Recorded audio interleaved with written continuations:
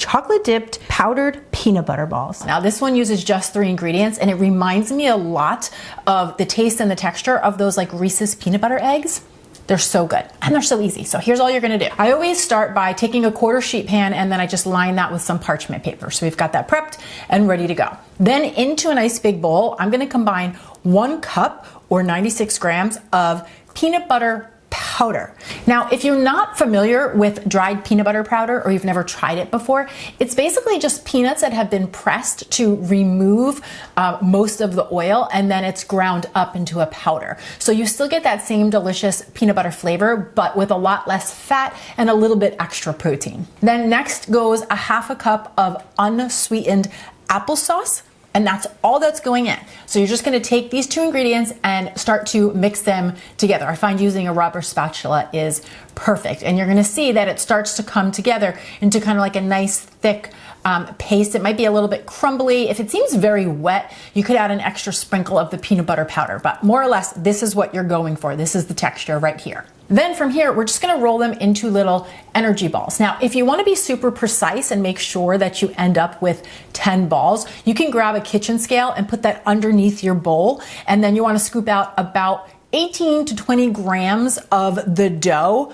per ball. I found 19 grams to be the sweet spot that got me 10 balls. So then you're just gonna roll it like you would a little meatball, right? So it looks like that. Place it on your tray and repeat until you've worked through all of the dough.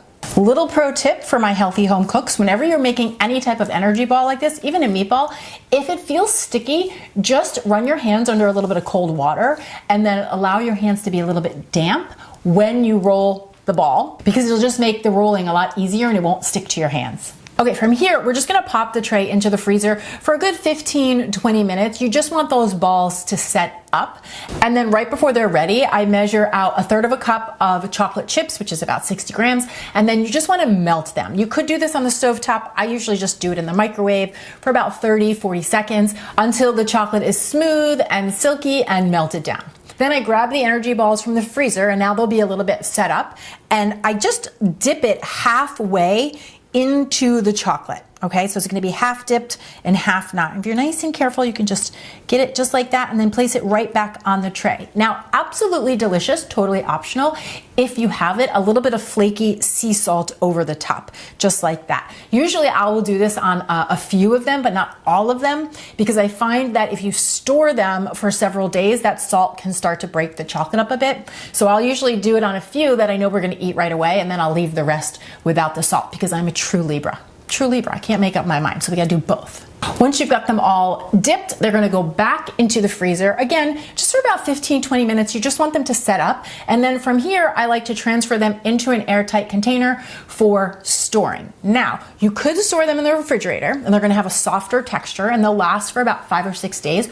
Or you can put them in the freezer for up to 3 months. And then they're of course gonna be a little bit harder. But if I do put them in the freezer, what I usually do is I'll let it sit on the counter for like 5 minutes or so before I enjoy.